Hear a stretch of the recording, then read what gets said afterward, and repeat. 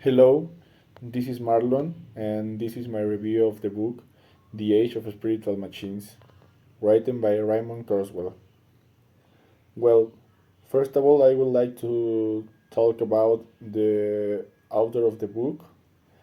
Um, it's very interesting, all the ideas around the head of Raymond Kurzweil, because it's very surprising that this book was written in 1998 and published on 1999. This guy is an inventor, a musician, writer, and businessman. Actually, right now is the engineering director of Google. That is a very important company of technology, and all his work is specialized on mainly on artificial intelligence. So, what is very interesting for this guy is all the vision that he had writing this book and telling all what he's telling, all his accurate predictions of the future, mainly on the area of artificial intelligence. Um, Also, he's a musician, businessman. In the book, he told he had a lot of business, especially from music, from synthesizers, selling his synthesizer systems to the marketing companies for commercials. And he has a voice processor that was very important for him too. And well, the most interesting of this guy is all his vision and accurate predictions of uh, some not accurate but very close to the reality we are living. And the most impressive thing that is that this book was written in 1999. So let's start with the review of the book. Well, I'm gonna start the review of the book, and I'm gonna make this review in three parts as the way that the book is divided. So let's start with part number one. Well, this part of the book focuses mainly on the past. Well, this part is trying to show us and explain us why the development of the humanity and the technology has been the way that we know. Talking about some laws and process that we have experimented as organisms with life. So what very took my attention of this part was first of all the Moore's law. That law say that um, all the technology is gonna be the double of power. Is going to have the double of power in the period of 2 years, and reducing it cost by half. What is telling us that the technology is going to have exponential growth. This exponential growth is explained by a law that the author mentioned, that is the law of time and chaos. This law says that when we get a lot of chaos, eventually the time of a process is going to slow down. And the author makes an analogy with the Big Bang. Uh, it says that at the first time, in a very short fraction of time, a lot of things happen. This is because we had no chaos, we had some order. And this affirmation takes us to a sub-law derived by of the law of time and chaos, that is the law of the accelerated returnings. This law says that when we have order, the speed of a process is up. I mean, the process has an exponential growth. To explain better this idea, the author mentions two examples. First of all, with a living organisms and it develop. So when an organism is starting his evolution process, it tends to a disorder or chaos because more diversity is in the environment. So the time of the process slows down. As we know, our evolution was a very slow process, and starting with unicellular organisms to the complex organisms we know today. And in the other hand, the accelerated returning slow is explained with the growth of the technology. The technology has an exponential growth because it tends to the order. This first part of the book was a little bit of confusing for me, because all the implications that the author tried to explain with this time and chaos law and all the process that we have lived to be here as an conscient species. Um, but also it was very interesting because I learned about of all the formation of the way that we are growing as species and the technology growing we have so far. Well, now let's talk about the second part of the book. Following the first part, the second part of the book talks about some of the present of the days that the author wrote the book. We are talking about the year of 1999, the end of the 20th century, and at this time, in nowadays, I didn't know a lot of things that were existing at that time, and for me it was very interesting all the explanations that the author made of it present. Lot of innovation and things that actually I still don't know that exist is very interesting. What most took my attention of this chapter was how the humanity along the time is trying to replicate our brain capacity. The machines that we had at this time was not the same that we have nowadays, but was very close to make a lot of things that our brain can make on an easy way. But all these machines are focused on the objective way of thinking of the brain. But what makes us different of the machines are the subjective way that we have to learn the things, to create new things, and all these mental process that only human beings have.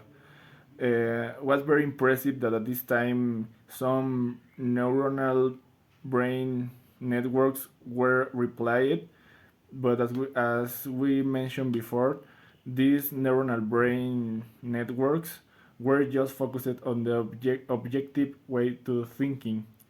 Other thing that was very interesting was the evolution algorithms.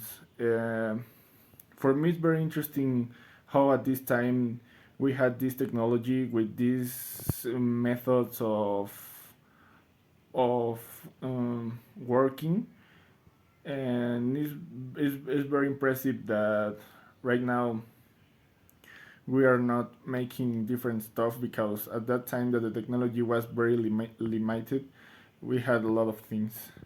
And on the other hand, the author talks about nanotechnology and mm, mm, quantical computers and this stuff. And I think he was not so far from the thought that we have right now about technology. I think all the things that the author mentioned on chapter number 2 set a precedent for things that are coming now in the future. I think we all focus on trying to reply the way of our brain is working, and we are not far for this. So now let's talk about something about the chapter number 3. Before going through chapter number 3, I would like to mention a part of the chapter number 2 that it was forgotten. Um, Author talks about the Turing's test, that is like a trial where human judges make a conversation between humans and one intelligent machine, and they make a deliberation about who is the human and who is the machine. And if they don't know who is the human and who is the machine, um, they recognize the machine as an intelligent machine. So it was a very important point for chapter number 3. Telling that, let's continue with the review. Well, as the teacher said in class, chapter number 3 was really blowing mind, mainly for the predictions that the author made about the future. Chapter number 3 starts telling us the actual context of the author in 1999, telling us how is a personal computer at this time, telling us how is the education, the politics, the philosophy, the the history, and all this reality at the time.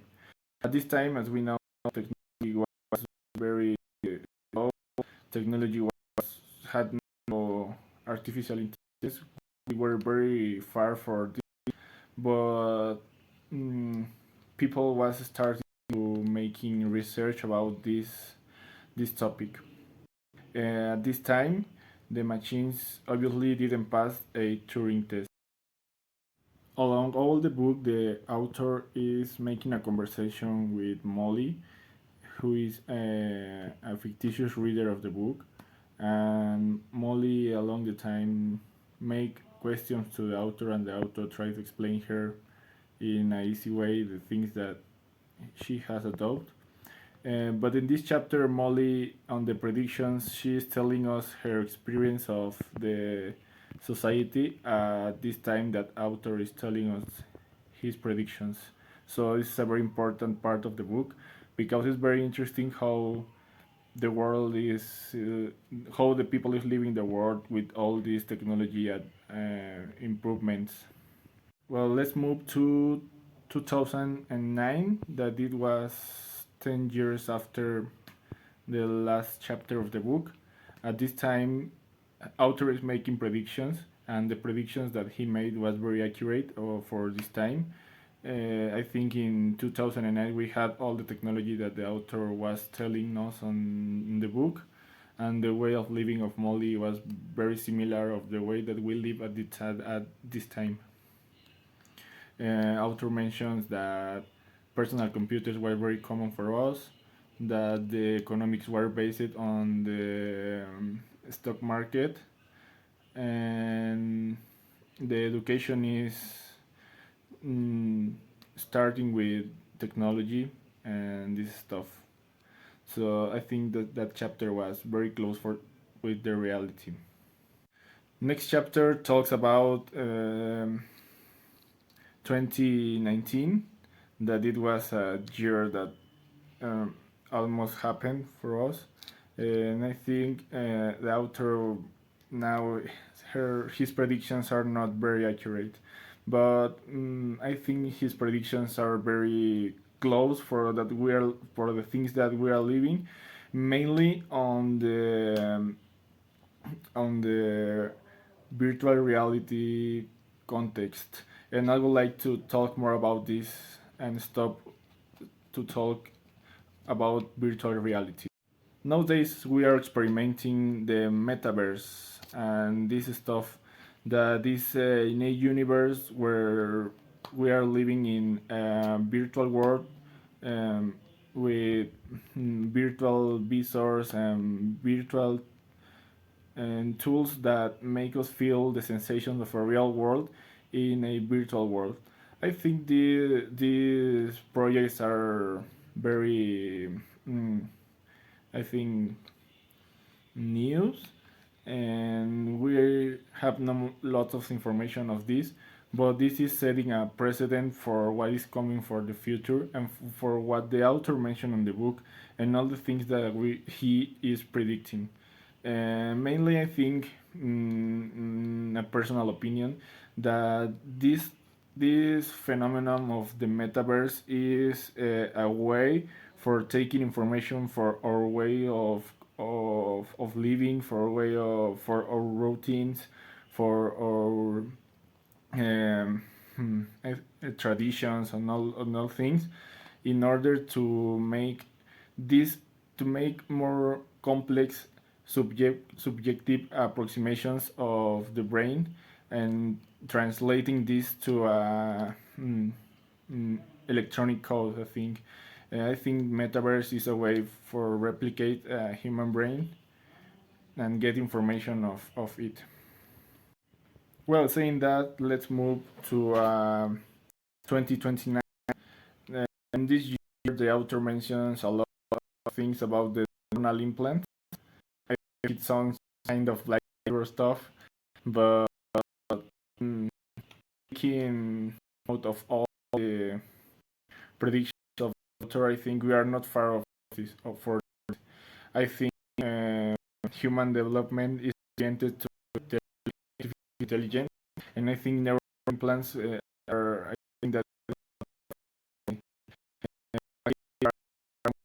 are working on that now, and in a personal opinion, I think that are a lot of things that we have to take care of with this technology, because uh, we know that human beings were very problematic, and this stuff will be a very good improvement for our health, for our mission process, and this stuff.